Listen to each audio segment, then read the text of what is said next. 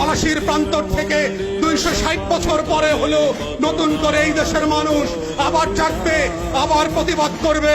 যদি মনে করে থাকেন পুলিশের গাড়ি দিয়ে, ভেহিকেল দিয়ে, কানুন দিয়ে, র্যাবের গুম খুনের ইতিহাস জমা করে, বিডিআর দিয়ে, সেনাবাহিনী দিয়ে বাংলাদেশের 20 কোটি মানুষের স্বাধীনতার সম্ভাবনা আকাঙ্ক্ষাকে হত্যা করবেন, বোকার স্বর্গে বাস করছেন, বাংলাদেশের মানুষকে চেনেন নাই। তারা নতুন করে যখন জাগবে, আওয়ামী লীগের কাফন কেনার টাকা পাওয়া যাবে না, কবর দেওয়ার মাটি পাওয়া যাবে না। সেই দিন আসতেছে, সেই দিনের প্রস্তুতি নেন। ফেরাউনদের লাশ কোন নদী থেকে ডুবুরিকে দিয়ে উঠানো হয় নাই।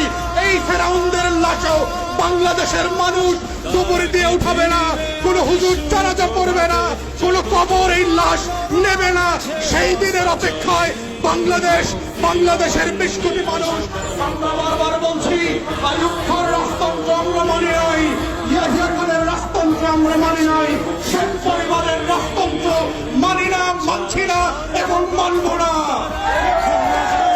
ছেলে মেয়েরা যখন কোটার বিরুদ্ধে পাবলিক বিশ্ববিদ্যালয়গুলোতে আন্দোলন করছে, তখন আজকে মাত্র আমরা দেখলাম বরিশালে, কুমিল্লাতে, চট্টগ্রামে ইভেন শাহবাগে আজকে পুলিশের সাজোয়া গান দিয়ে আমার দেশের তরুণ তরুণী শিক্ষার্থীদের উপরে গুলিবর্ষণ করা হচ্ছে, লাঠিচার্জ করা হচ্ছে। এটা পাঞ্জাবের আমল না, পাকিস্তানিদের হাতে আমরা বন্দী না, এটা 190 বছরের জমিদারি শাসন না।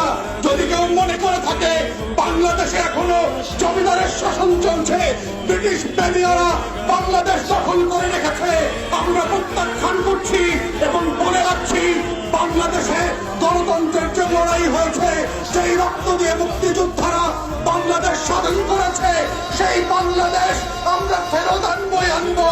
কোটা থাকবে না, ইদার শেখ পরিবার হাসিনা থাকবে, না হয় বাংলাদেশের 20 কোটি মানুষ থাকবে।